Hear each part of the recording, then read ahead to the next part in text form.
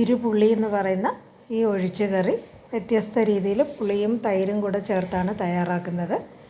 ഇത് നമുക്ക് ചോറിനൊപ്പം വിളമ്പാം, അല്ലാതെ ഇഡ്ഡലിയുടെ ഒപ്പവും ദോശയുടെ ഒപ്പവും വിളമ്പാവുന്നതാണ്. വളരെ എളുപ്പത്തിൽ തന്നെ നമുക്ക് വ്യത്യസ്തമായിട്ടുള്ള ഈ ഒഴിച്ചുകറി എങ്ങനെ തയ്യാറാക്കുന്നത് നോക്കാം. ആദ്യം ഒരു 2 കപ്പ് വെള്ളം തിളപ്പിക്കുക. അതിലേക്ക് ക്യാരറ്റ്, ചെറുചേമ്പ്, ഉരുളക്കിഴങ്ങ്, കത്തിരിക്ക, മുരിങ്ങയ്ക്ക, മത്തൻ ഈ കഷ്ണങ്ങളാണ് എടുത്തിരിക്കുന്നത്. ഈ ഒഴിച്ചുകറിയിൽ സവാള അല്ല ചെറിയ ഉള്ളിയും ചേർക്കാറില്ല. മഞ്ഞൾപ്പൊടി ഇട്ട് നന്നായിട്ടൊന്ന് തിളപ്പിക്കുക. നന്നായിട്ട് തിളച്ച് വരുമ്പം അതിലേക്ക് ഒരു ചെറിയ നെല്ലിക്ക വലിപ്പത്തിലുള്ള പുളി നന്നായിട്ട് പിഴിഞ്ഞ് അതിൻ്റെ ചാറെടുക്കുക. ഇപ്പോൾ 2 കപ്പ് വെള്ളം ഒഴിച്ചാണ് പുളിയുടെ ചാറ് പിഴിഞ്ഞെടുത്തിരിക്കുന്നത്.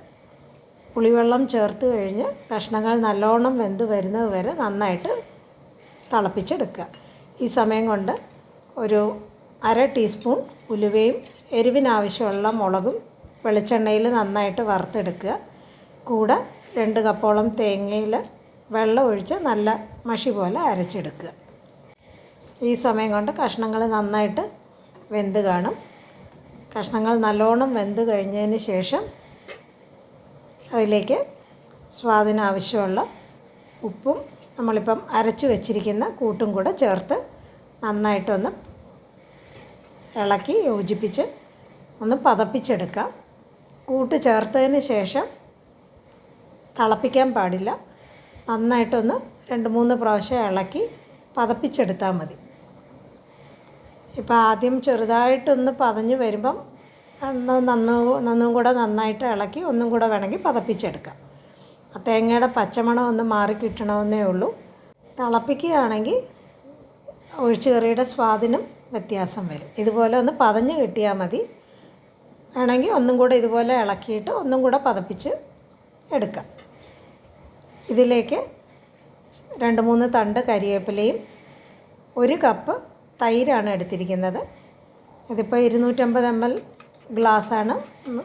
അതിൽ 1 കപ്പ് തൈര് നന്നായിട്ട് ഇതുപോലെ ഉടച്ച് ചേർത്ത് ഉടനെ തന്നെ നന്നായിട്ട് യോജിപ്പിക്കണം. ചെറുതീയിൽ വെച്ചാണ് ഇത് യോജിപ്പിക്കുന്നത്. ഒന്ന് ചൂടായി വരുമ്പം ഒരു 1-2 മിനിറ്റ് ചൂടാക്കിയതിന് ശേഷം ഗ്യാസ് അങ്ങ് ഓഫ് ചെയ്തേക്കാം. പിന്നെ അത് പതപ്പിക്കണമെന്നില്ല. ചൂടിൽ തന്നെ തൈര് നന്നായിട്ട് വെന്ത് കിട്ടിക്കോളും. ഇതിലേക്കൊരു താളിപ്പും കൂടെ ചേർക്കാം. വെളിച്ചെണ്ണയിൽ കടുകും കരിവേപ്പിലയുമാണ് താളിപ്പിനെടുത്തിരിക്കുന്നത്. താളിപ്പ് ചേർത്തതും ഒരു പ്ലേറ്റ് വെച്ച് അടച്ച് 2 മിനിറ്റ് കഴിഞ്ഞ് അത് ഇളക്കിയെടുത്താൽ മതി. അപ്പോൾ ആ താളിപ്പിൻ്റെ മണം നന്നായിട്ട് കറിയിൽ ചേർന്ന് കിട്ടുകയും ചെയ്യും. ഇത് നമുക്ക് ചൂടോടെ ചോറിനൊപ്പം ആണെങ്കിലും അല്ല ഇഡ്ഡലി, ദോശ ഏതാണോ ഇഷ്ടം അതിൻ്റെ കൂടെ നമുക്ക് വിളമ്പാം. ശകലം വ്യത്യസ്ത രീതിയിൽ ഉള്ളിയോ സവാളയോ ചേർക്കാതെ പുളിയും തൈരും കൂടെ ചേർത്ത് തയ്യാറാക്കുന്ന ഈ ഇരുപുളി എല്ലാവരും ഈ രീതിയിലൊന്ന് തയ്യാറാക്കി നോക്കുക. ഇത് നമുക്ക് ചോറിനൊപ്പം ഇഷ്ടമുള്ള കറികളുടെ കൂടെ വിളമ്പാം, ഇല്ലെങ്കിൽ ഇഡ്ഡലിയുടെ ദോശയുടെ കൂടെ വിളമ്പാം.